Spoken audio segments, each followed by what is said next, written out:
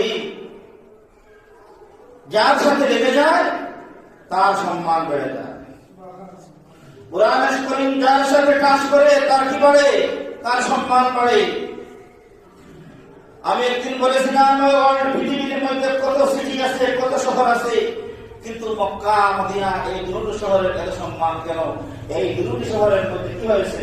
কোরআনে করিম নাযিল করা হয়েছে, ঠিক কিনা? মক্কা মদিনা কোরআনে করিম নাযিল করা হয়েছে। এর জন্য মক্কাতুল মুকাররমা বলা হয়, মদিনাতুল মুনাওয়ারা বলা হয়।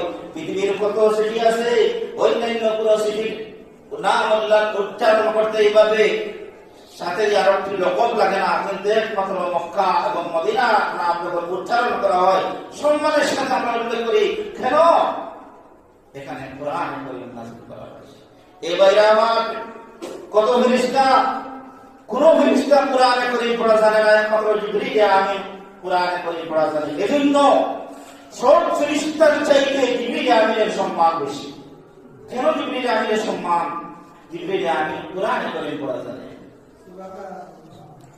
এ ভাইরা আমার, আপনার আমার পয়গম্বর বিশ্বনবী মুহাম্মদ রাসূলুল্লাহ সাল্লাল্লাহু আলাইহি ওয়াসাল্লাম এর উপরে কোরআন করিম নাযিল হয়েছে। এজন্য অন্যান্য নবীর চাইতে আপনার আমার পয়গম্বরের মর্যাদা খুবই বেশি। কেন? রাসূলের উপরে কোরআন করিম নাযিল করা হয়েছে।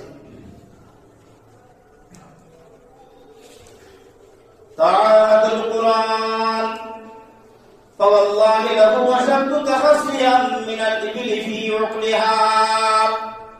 আল্লাহ নবী বলেছেন তোমরা কোরআনে করিম কি করো? পরিচর্যা করো।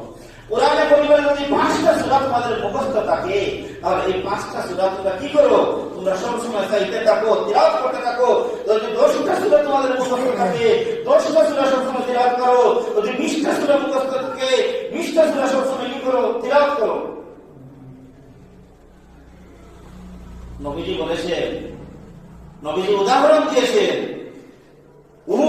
উটের দিক দিয়ে নবীজি উদাহরণ দিয়েছেন। রাসূল বলেছেন যেভাবে উটের বাগান ছাড়লে উট দ্রুত গতিতে এখান থেকে তোমার নিকট থেকে দৌড়ে চলে যায়, ঠিক তেমনি ভাবে তোমার কয়টা সূরা মুখস্থ থাকে, এরপর যদি তুমি পরিচর্যা না করো তাহলে উটের যাওয়ার চাইতে তোমার কোরআন তোমার সিনা থেকে আরো দ্রুত বেগে চলে যাবে। এজন্য নবীজি বলেছেন তাআতুল কোরআন ফাওয়াল্লাহি লাহু আশাদ্দু তাহাসিয়াম মিনাল ইবলি ফি উকলিহা। আল্লাহর নবী বলেন তোমরা কোরআনে করিমের পরিচর্যা বেশি বেশি করো। ফাওয়াল্লাহি লাহু আশাদ্দু